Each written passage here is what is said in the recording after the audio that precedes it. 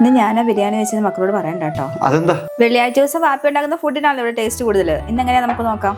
ഓ അങ്ങനെ. എന്തായാലും മക്കളെ വിളിക്കാല്ലേ. എവിടെയാ വാ, ബിരിയാണി റെഡിയായി വന്നേ, രണ്ടുപേരും വാ.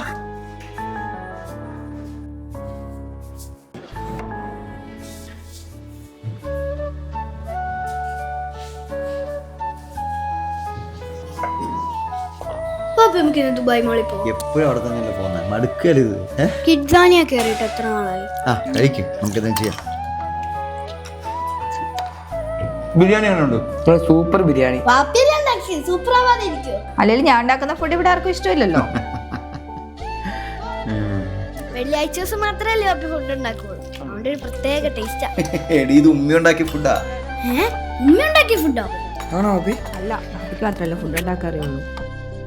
ബിരിയാണി കഴിച്ചതിന് മധുരം കഴിക്കാൻ തോന്നല്ലേ? ശരിയാ, മധുരം കിട്ടിയ കൊള്ളായിരുന്നു.